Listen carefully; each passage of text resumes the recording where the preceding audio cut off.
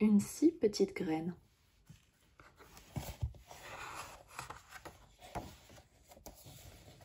C'est l'automne, le vent souffle, il soulève les graines de fleurs au-dessus du sol et les emporte. Parmi elles, il y en a une qui est toute petite, minuscule. Est-ce qu'elle parviendra à suivre les autres? Et d'ailleurs, où vont-elles toutes ces graines? Une graine vole plus haut que les autres. Elle monte, plus haut, si haut qu'elle se brûle aux rayons du soleil. Mais la toute petite graine est toujours du voyage. Une graine atterrit au sommet d'une montagne, couverte de glace. Là-haut, la glace ne fond jamais. Elle ne pourra pas s'enraciner. Les autres graines poursuivent leur chemin, mais la plus petite est un peu à la traîne.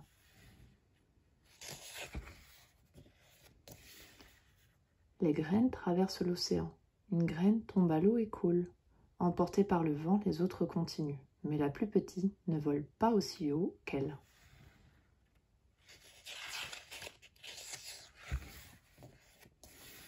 Une graine se pose au milieu du désert. Il y fait chaud et sec. Elle ne pourra pas pousser. La toute petite graine vole presque à ras du sol. Maintenant, mais le vent continue à l'entraîner.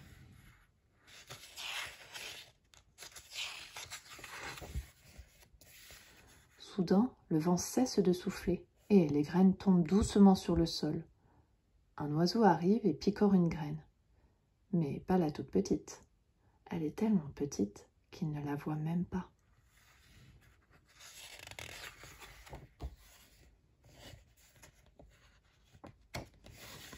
Pendant l'hiver, les graines se reposent de leur long voyage. La neige les recouvre d'une couverture blanche. Dans le sol vit aussi une souris. Comme elle a faim, elle grignote une graine pour son repas. Elle ne remarque pas la toute petite graine qui dort tranquillement. Puis, le printemps arrive. Les graines gonflent, s'arrondissent et enfin elles s'ouvrent. À partir de ce moment-là, ce ne sont plus des graines, ce sont des plantes. D'abord, elles plongent leurs racines dans le sol, puis leur tige sort de terre, leurs feuilles se déplient et elles commencent à grandir. Mais il y en a une qui pousse beaucoup plus vite que les autres. C'est une mauvaise herbe. Elle est déjà si grosse qu'elle empêche le soleil et la pluie d'atteindre la plante qui pousse à côté d'elle. Alors la plante meurt étouffée. La toute petite graine ne s'est pas encore réveillée. Bientôt, il sera trop tard. Enfin, elle se décide et lance vers le ciel une tige fragile.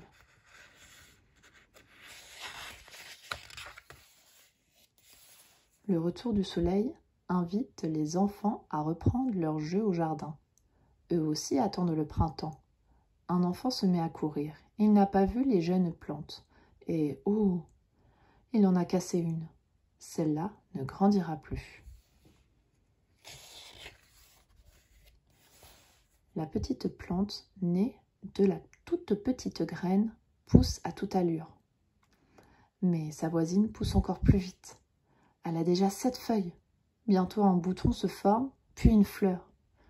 Mais qu'est-ce qui se passe?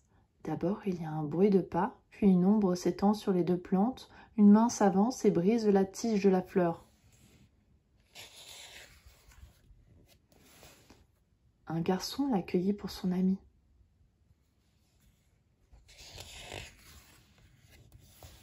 L'été est là et il ne reste plus qu'une plante, celle qui est sortie de la toute petite graine. Le soleil la réchauffe, la pluie la rafraîchit.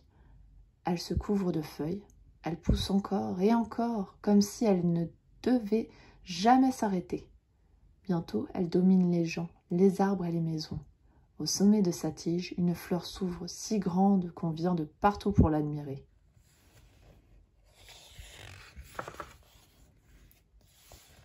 Tout au long de l'été, oiseaux, abeilles et papillons s'empressent autour d'elle. Ils n'ont jamais rien vu d'aussi beau que la fleur géante.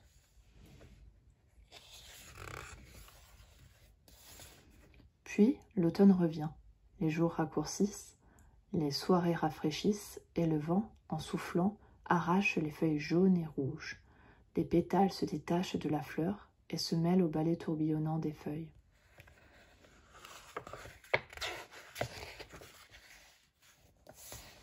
Le vent souffle plus fort. La fleur, qui a perdu presque toutes ses pétales, se courbe et penche sur sa tige. Le vent souffle encore plus fort. Il secoue la fleur encore et encore. Alors, du cœur de la fleur, un tas de petites graines se détachent, que le vent emporte aussitôt.